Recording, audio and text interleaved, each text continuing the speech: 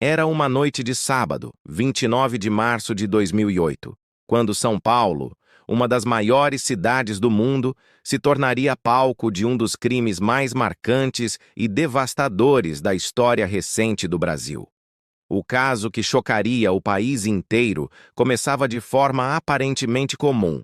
Uma criança de apenas 5 anos, Isabela de Oliveira Nardoni, passava o fim de semana com o pai, Alexandre Nardoni, e a madrasta, Ana Carolina Jatobá. O que ninguém imaginava é que poucas horas depois, o nome dessa menina seria conhecido em todo o país como símbolo de inocência interrompida e de uma tragédia que expôs, mais uma vez, as profundezas da violência doméstica e do descontrole humano. A história de Isabela começa anos antes, em 2002, quando seus pais, Alexandre Nardoni e Ana Carolina Oliveira, ainda jovens, viviam um relacionamento que rapidamente se transformou em uma gravidez não planejada. Isabela nasceu no dia 18 de abril de 2002, trazendo alegria à família, especialmente à mãe, Ana Carolina Oliveira, que sempre descreveu a filha como uma criança doce, carinhosa e extremamente inteligente. O relacionamento dos pais, no entanto, logo começou a desandar. As brigas se tornaram frequentes, a convivência difícil, e o casal acabou se separando quando Isabela ainda era um bebê. Mesmo separados, a menina mantinha contato regular com o pai, que logo iniciou um novo relacionamento com Ana Carolina Jatobá, uma mulher de temperamento forte e ciumenta e que, segundo relatos posteriores, demonstrava incômodo com a presença da menina na vida do marido. Em poucos anos, Alexandre e Ana Jatobá se casaram e tiveram 2 filhos juntos. Por fora, a nova família parecia levar uma vida estável. Moravam em um apartamento no edifício London, na zona norte de São Paulo, e Alexandre trabalhava como advogado.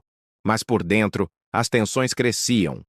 Isabela, que visitava o pai com frequência, era uma lembrança constante da antiga relação dele com a ex-companheira, e isso parecia despertar em Jatobá uma mistura de ciúme e ressentimento. Essa tensão, que muitos só perceberiam depois, era o estopim de algo muito mais sombrio.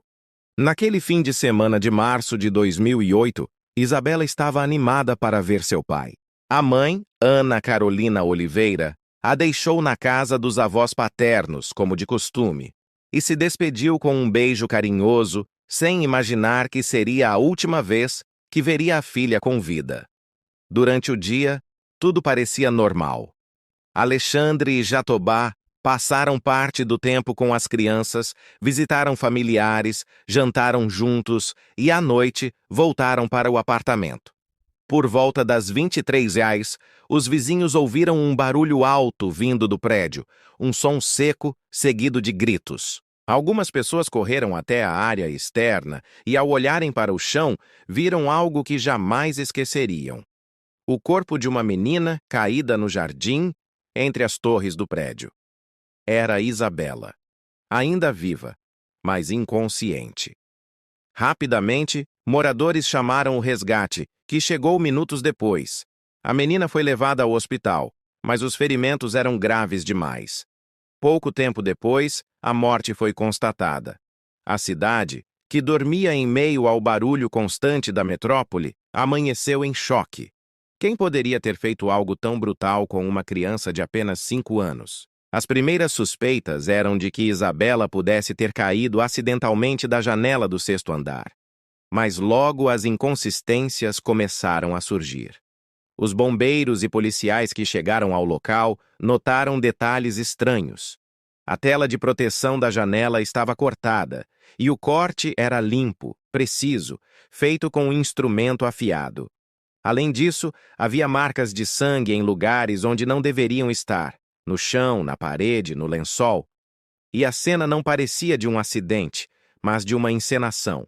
A perícia foi chamada imediatamente e o que começou como um trágico acidente logo se transformaria em uma das investigações mais intensas da história policial brasileira. A polícia ouviu os primeiros depoimentos naquela mesma madrugada. Alexandre, visivelmente nervoso, Contou que havia descido com o filho pequeno para o carro e, quando voltou, encontrou Isabela caída no chão. Ele disse que não sabia o que havia acontecido, que talvez alguém tivesse invadido o apartamento. Já Jatobá, com o braço enfaixado, afirmava que estava no quarto com o bebê e não tinha visto nada. No entanto, as contradições logo começaram a aparecer. Os horários não batiam. Os detalhes eram vagos. E os policiais que estavam na cena sabiam que algo não se encaixava. Os dias seguintes foram tomados por comoção e uma cobertura midiática sem precedentes. As imagens do enterro de Isabela, o desespero da mãe, os olhos atônitos de um país inteiro, tudo isso fez com que o caso tomasse proporções imensas. A cada novo detalhe revelado, a indignação crescia. A perícia, ao analisar o apartamento, encontrou provas fundamentais.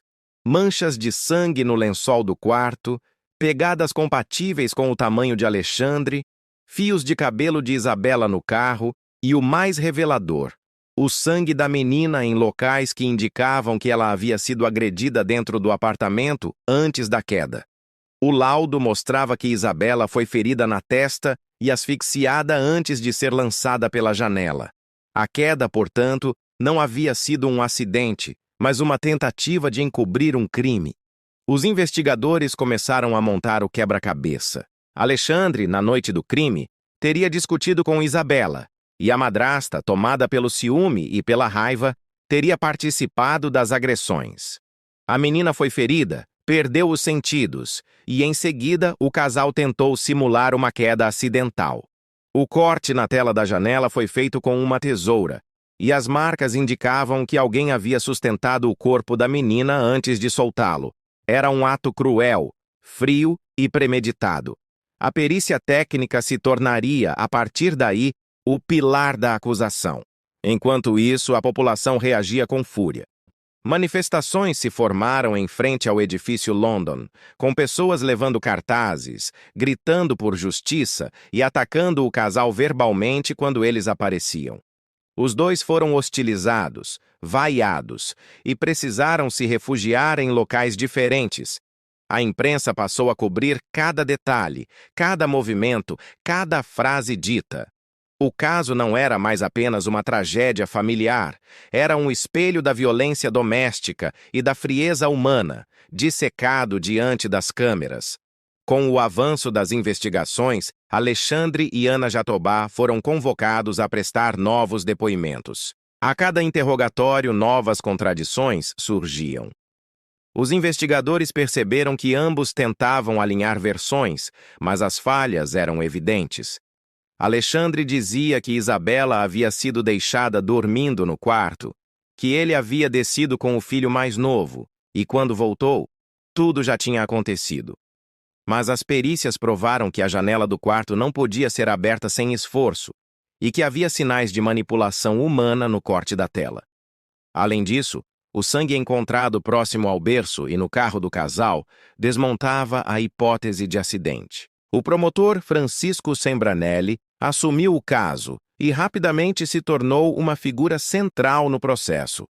Sua postura firme, a clareza com que apresentava as evidências e a indignação visível ao narrar o sofrimento de Isabela transformaram o julgamento em um evento nacional. As palavras dele ecoavam. Isabela foi assassinada dentro de casa. Por quem deveria protegê-la? Os laudos periciais foram decisivos. O Instituto de Criminalística confirmou que o sangue encontrado no carro era mesmo de Isabela e que havia sido transportado de dentro do apartamento até lá, indicando uma tentativa de limpeza e ocultação de provas. O exame de DNA não deixava dúvidas. Também foi constatado que a tela da janela fora cortada com um instrumento específico e que as fibras indicavam a direção do corte, de dentro para fora. Isso significava que a queda não fora um acidente causado por terceiros ou invasores, mas sim uma ação deliberada de quem estava dentro do apartamento. Enquanto isso, a defesa tentava levantar hipóteses alternativas, sugerindo que alguém poderia ter invadido o prédio, mas essa versão não se sustentava. O edifício London tinha controle rígido de entrada, portaria 24 horas e câmeras de segurança. Nenhum estranho havia entrado ou saído durante aquele período. Os próprios moradores confirmaram que nada incomum fora notado, além dos gritos e do barulho da queda. O cerco se fechava. O sofrimento da mãe de Isabela comovia o país. Ana Carolina Oliveira tornou-se símbolo de uma luta por justiça. Em todas as entrevistas, falava com serenidade e dor, sempre pedindo que a filha não fosse esquecida. O Brasil inteiro acompanhava cada passo da investigação, cada detalhe dos autos, cada novo fato revelado pela imprensa. Era como se a nação inteira tivesse adotado aquela menina e exigisse uma explicação plausível, uma que, na verdade, já era evidente. O Ministério Público apresentou a denúncia formal contra Alexandre Nardoni e Ana Carolina Jatobá, acusando-os de homicídio triplamente qualificado, motivo torpe, meio cruel e impossibilidade de defesa da vítima. Além disso, foram denunciados por fraude processual, já que haviam tentado alterar a cena do crime. O juiz Maurício Fossen aceitou a denúncia e o casal passou a responder em liberdade até o julgamento. Mas a pressão popular era enorme. O caso tomou as ruas, as redes, as conversas em bares, escolas e escritórios. Todos tinham uma opinião, todos queriam justiça. Durante meses, a defesa tentou adiar o julgamento, alegando falta de provas diretas e questionando os laudos técnicos, mas a acusação era sólida. O promotor apresentou mais de 60 testemunhas, entre peritos, vizinhos, médicos e especialistas. Um a um, eles reforçaram a narrativa de que Isabela fora vítima de uma sucessão de agressões antes de ser lançada da janela. O júri popular seria inevitável, e com ele, o clímax de um caso que já estava gravado na memória coletiva do país. Quando o julgamento foi marcado para março de 2010, 2 anos após o crime, a tensão era palpável. As filas na porta do Fórum de Santana eram enormes. Canais de televisão transmitiam flashes ao vivo. As pessoas carregavam cartazes, fotos de Isabela e mensagens de apoio à mãe. O tribunal se preparava para dias intensos. A imprensa chamava o caso de o julgamento do século. E, de fato, para a opinião pública, aquele era o momento de redenção, de encerramento, de uma ferida aberta desde 2008. Os jurados foram escolhidos, o plenário lotado, e as câmeras, embora proibidas no interior da sala, transmitiam cada instante do lado de fora. Nos primeiros dias, o promotor apresentou uma narrativa firme e detalhada, amparada por provas técnicas e emocionais. Ele descreveu a sequência dos fatos com precisão. Isabela chegou à casa do pai, brincou com os irmãos e, em algum momento da noite, após uma discussão, foi agredida. A madrasta teria se enfurecido. Alexandre tentou intervir, mas a situação saiu do controle. A menina foi jogada com violência sobre a cama, bateu a cabeça, perdeu os sentidos e depois foi asfixiada. Em seguida, o casal cortou a tela e jogou o corpo pela janela, acreditando que a queda faria parecer um acidente. Os jurados ouviam em silêncio, enquanto o público, do lado de fora, reagia com indignação. A defesa, por outro lado, tentava convencer de que o casal era inocente, vítimas de um linchamento midiático, e que as provas não eram conclusivas. Alegavam que não havia testemunhas oculares do crime e que a perícia poderia ter se equivocado. Mas os laudos, frios e precisos, pesavam demais. O julgamento se estenderia por dias e a tensão só aumentava. Cada testemunha trazia detalhes que reforçavam a crueldade do ato. O comportamento de Alexandre e Jatobá durante o processo também chamava a atenção. Em muitos momentos mostravam frieza, olhares distantes, poucas reações. Isso chocava ainda mais o público. Enquanto isso, o país parava para acompanhar cada novo desenvolvimento. Programas de TV faziam plantões, jornais estampavam manchetes, rádios interrompiam a programação. Era como se ninguém conseguisse olhar para outro lugar. E por trás de toda a comoção, havia uma menina de 5 anos, cujo nome ecoava em todos os cantos, pedindo por justiça. O tribunal estava em silêncio absoluto quando o promotor Francisco Cembranelli retomou a palavra. Era o 4º dia de julgamento, e a expectativa já dominava o país. As pessoas se aglomeravam do lado de fora do Fórum de Santana, acompanhando por telões e transmissões de rádio cada detalhe daquele processo que se tornara o mais midiático da década. Dentro da sala, 7 jurados ouviam atentamente a exposição final. Cembranelli falava com emoção contida, mas firmeza implacável. Ele descrevia Isabela não apenas como uma vítima, mas como um símbolo da inocência traída, de uma criança que morreu dentro de casa, não pelas mãos de um estranho, mas por quem deveria protegê-la. Suas palavras cortavam o ar como lâminas. Isabela foi morta por quem dizia amá-la, e nada é mais cruel do que isso. O silêncio que seguiu era pesado. O público acompanhava em suspense cada detalhe. As lágrimas da mãe, Ana Carolina Oliveira, se misturavam às da plateia. Ela estava presente, forte, serena, mas profundamente abalada. Durante todo o julgamento, manteve-se em postura respeitosa, sem gritar, sem tumultuar, apenas observando, com a dor estampada nos olhos, o desenrolar do que seria o capítulo final de uma história que nenhum coração suportava lembrar sem se partir. Enquanto o promotor narrava, os jurados viam as fotos do apartamento, os laudos periciais, as manchas de sangue, a tesoura usada para cortar a tela da janela e as simulações feitas pelos peritos que mostravam exatamente como a menina havia sido jogada. A perícia apontava, de forma irrefutável, que o corpo da criança fora segurado por algum tempo antes da queda, o que indicava premeditação. Isabela estava viva, mas inconsciente quando foi lançada. Aquele detalhe era o mais chocante. Não havia piedade, não havia arrependimento. Era um gesto frio, calculado e desesperado, fruto de um momento de descontrole que se transformou em tragédia irreversível. Do outro lado, a defesa tentava reconstruir uma narrativa de inocência. Argumentava que as provas eram circunstanciais, que não havia testemunhas diretas, que o corte da tela poderia ter sido feito por outra pessoa, que a perícia havia cometido erros. Os advogados insistiam que o casal estava sendo julgado pela opinião pública e não pela verdade dos fatos. Mas a força das evidências, o peso emocional do caso e a convicção do Ministério Público formavam uma parede quase intransponível.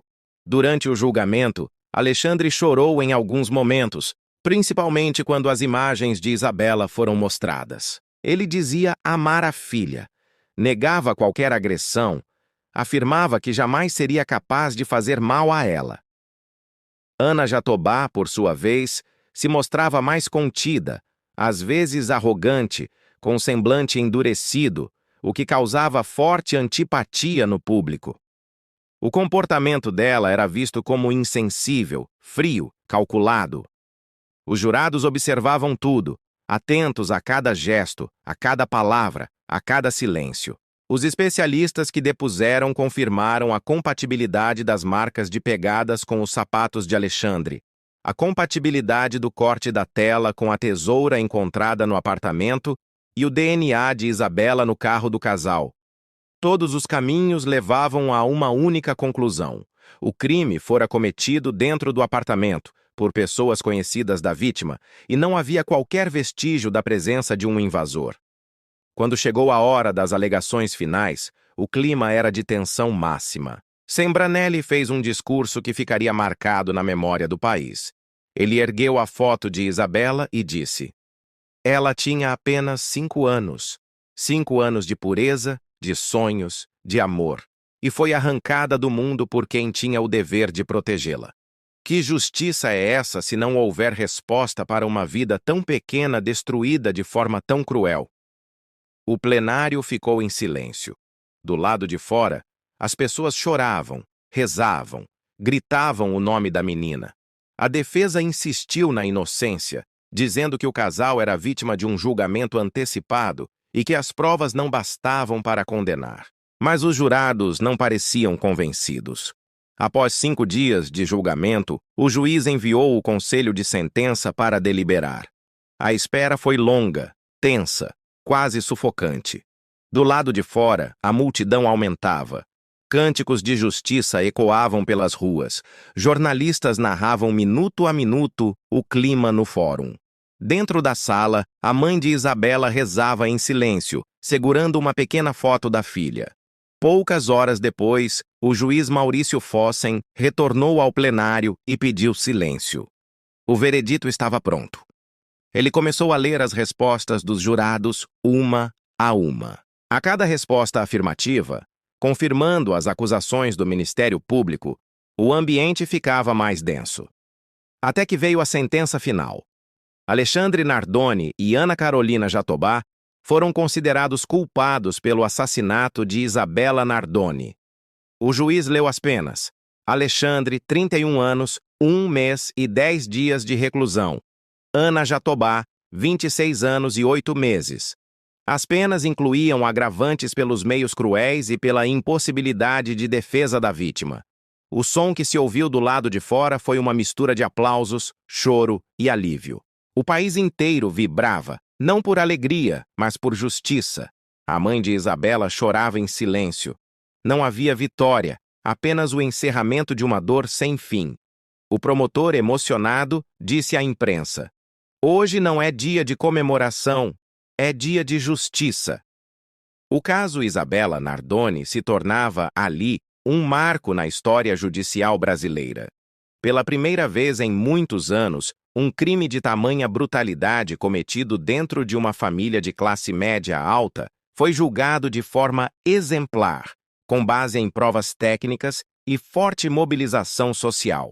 O julgamento mostrou que ninguém está acima da lei e que mesmo as paredes de um apartamento, que deveriam proteger, podem esconder o horror. Após a condenação, Alexandre e Ana Jatobá foram levados à prisão.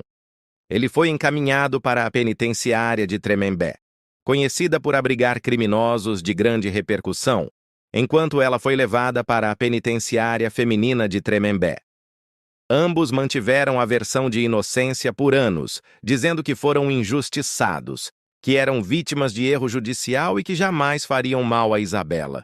Mas para a maioria da população, a culpa deles era incontestável. Os anos seguintes foram marcados por novos desdobramentos. Alexandre Nardoni tentou diversos recursos, mas todos foram negados. Em 2017, após cumprir parte da pena, ele passou a ter direito ao regime semiaberto. A notícia causou polêmica.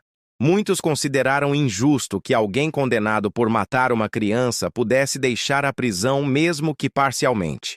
Já a Ana Jatobá, também após anos de prisão, obteve benefícios semelhantes, provocando nova onda de indignação. Apesar das controvérsias sobre o sistema prisional, o caso continuava vivo na memória do povo. Programas de TV, documentários, livros e reportagens continuaram recontando a história de Isabela, analisando o comportamento do casal, as provas, o papel da imprensa e o impacto social do caso. Cada vez que o assunto voltava, a dor também voltava. Era impossível esquecer. O caso Isabela Nardoni não foi apenas um crime. Foi um espelho do país, um reflexo das falhas e das virtudes de uma sociedade que busca justiça, mas também se vê diante da própria violência. Ele levantou debates profundos sobre o papel da família, a fragilidade da infância, o poder da mídia e o sistema judicial. Mostrou que o mal pode se esconder atrás das aparências mais comuns, dentro de casas aparentemente perfeitas, entre sorrisos de família, e que a maldade não tem rosto, nem classe, nem padrão. A imagem de Isabela passou a representar a luta por proteção às crianças. Leis foram debatidas, campanhas foram criadas, e escolas e instituições começaram a tratar com mais seriedade os sinais de abuso e violência doméstica. A dor da perda gerou uma onda de conscientização que se espalhou pelo país. O nome dela se transformou em símbolo.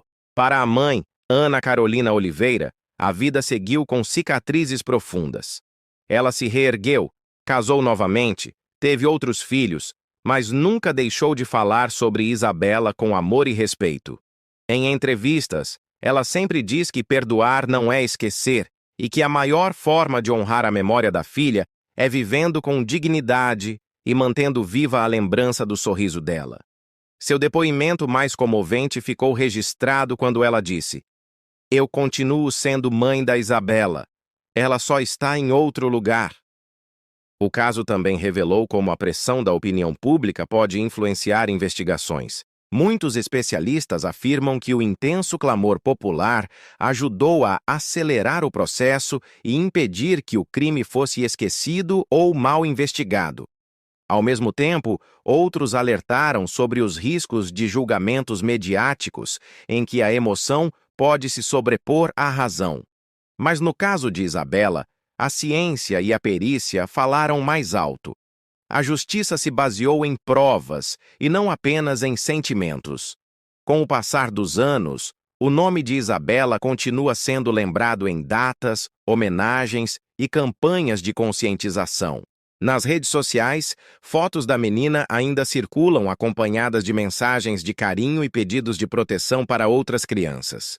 O caso tornou-se uma espécie de divisor de águas, um lembrete doloroso de que a violência contra menores pode acontecer em qualquer lugar, mesmo nos lares mais improváveis. Alexandre e Jatobá, mesmo em liberdade condicional, continuam sendo lembrados pelo crime. Vivem reclusos, evitam aparições públicas e são alvos de repúdio social. Para muitos, não há arrependimento possível, nem tempo suficiente que apague o horror da noite de 29 de março de 2008. Nos arquivos da polícia e do judiciário, o caso é usado até hoje como exemplo de investigação técnica bem conduzida. A atuação dos peritos foi fundamental para desmontar a versão inicial de acidente. As análises de DNA, de fibras, de trajetória de queda e de dinâmica de sangue criaram um modelo de estudo criminal que passou a ser referência para outros casos. O Instituto de Criminalística de São Paulo usou o processo para aprimorar protocolos e treinar novos profissionais. Mas além da parte técnica, havia o aspecto humano. O país se viu diante de uma história que unia tudo que mais assusta e comove: a morte de uma criança inocente, a suspeita sobre os próprios pais, a indignação coletiva e a busca por justiça. Cada pessoa que acompanhou o caso sentia como se conhecesse Isabela. Era impossível ficar indiferente.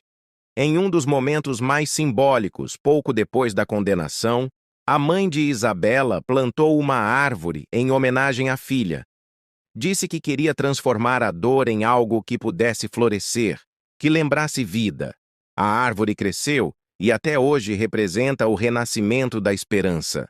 Ao longo dos anos, o nome de Isabela foi lembrado não só nas notícias, mas também em projetos de lei que reforçam a punição para crimes cometidos contra menores e em campanhas nacionais sobre a importância de denunciar maus tratos e suspeitas de violência doméstica.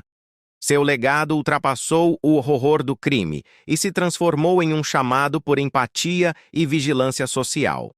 O caso também marcou o comportamento da mídia brasileira. Foi um dos primeiros julgamentos transmitidos e comentados em tempo real, com cobertura ininterrupta, análises psicológicas, reconstituições dramatizadas e debates éticos sobre até onde vai o direito à informação e onde começa o sensacionalismo. Essa exposição ajudou a manter o caso vivo, mas também gerou reflexões sobre os limites do jornalismo em situações de tragédia. Em retrospectiva, muitos especialistas afirmam que o caso Isabela Nardoni mudou o modo como o Brasil vê crimes familiares. Ele mostrou que a violência doméstica não está restrita às classes mais pobres ou aos ambientes marginalizados, mas pode acontecer em qualquer lar, silenciosa, escondida sob a máscara da normalidade. E trouxe à tona a necessidade de prestar atenção aos sinais, de não ignorar o choro, o medo, o isolamento das crianças.